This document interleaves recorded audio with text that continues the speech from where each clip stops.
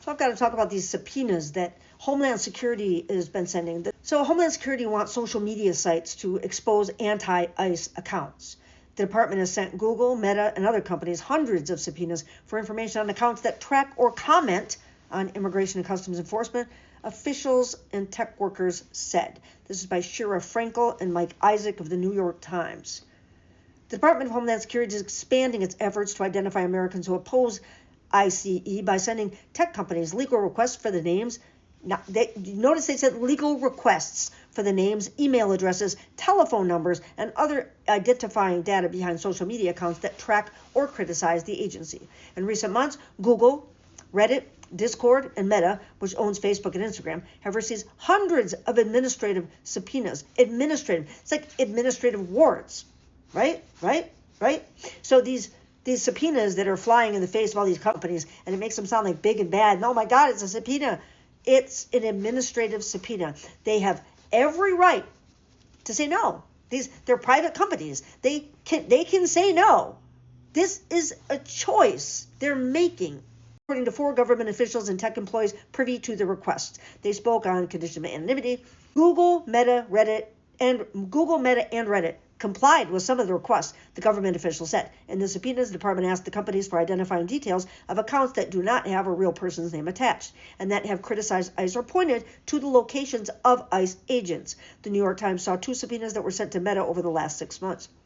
The tech companies, which can choose whether or not to provide that information, have said they review government requests before complying. Sure. Some of the companies notified the people whom the government had requested the data on and gave them 10 to 14 days to fight the subpoena in court.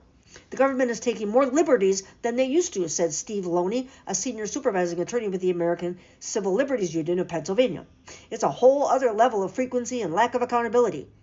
Over the last 6 months, Mr. Loney has represented people whose social media account information was sought by the DHS. The department said it had broad administrative subpoena authority, but it did not address questions about its requests. In court, its lawyers have argued that they are seeking information to help keep Gestapo safe, is what they said. Meta, Reddit, and Discord, they declined to comment. When we receive a subpoena, our review process is designed to protect user privacy while meeting our legal obligations. Administrative subpoenas, they can say no. We inform users when their accounts have been subpoenaed, unless under legal order not to, or in an exceptional circumstance. We review every legal demand and push back against those that are overbroad. Pardon me if I don't believe that. Sorry.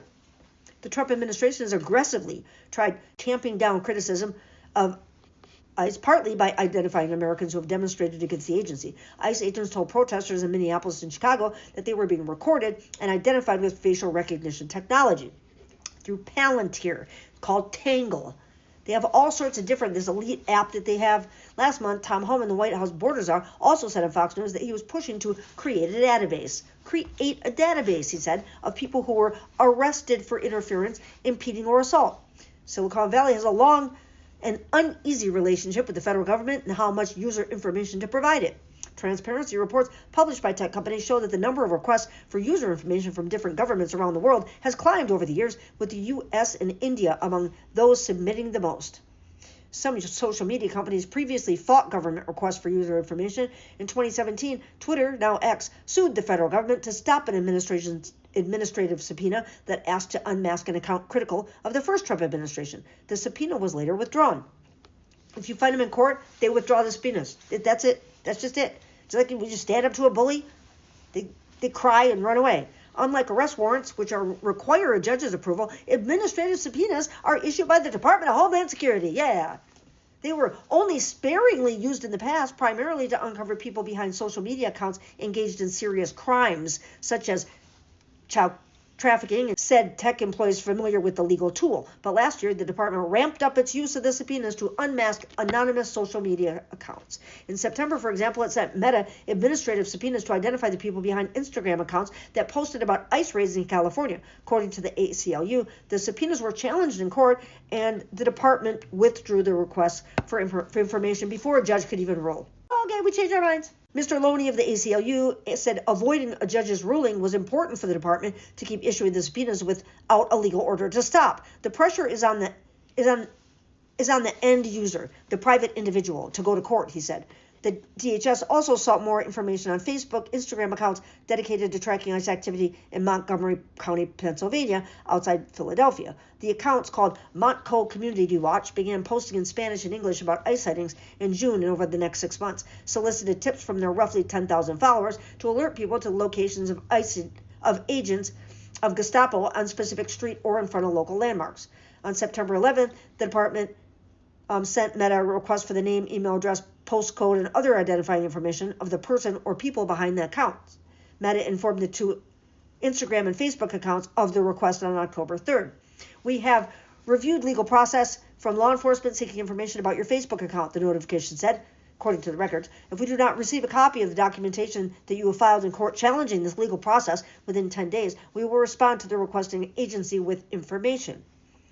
The account owner alerted the ACLU, which filed a motion on October 6th to quash the government's request. On a hearing on January 14th in U.S. District Court for the Northern District of California, the ACLU argued that the government was using administrative subpoenas to target people whose speech it did not agree with. Sarah Balkinson, a DOJ lawyer representing the government, said that DHS' position was that it was within their power to investigate threats to its own officers or impediments to their officers, according to a court transcript viewed by the Times. 2 days later, the subpoena was withdrawn. So the Montco Community Watch accounts continue to post almost every day. The Times emailed a request for comment to the address associated with the accounts, but did not receive a reply. On Monday, the Instagram account posted an alert for ICE activity in the Eagleville area of Montgomery County. Montco ICE alert, said the post. This is confirmed ICE activity. On Friday, the account posted a video of students in Norristown area high school protesting against ICE. We stand with you, and we're proud you made your voices heard, the post said. Just wanted to get that on the record. That's what's happening from the New York Times. Thank you very much for watching my videos.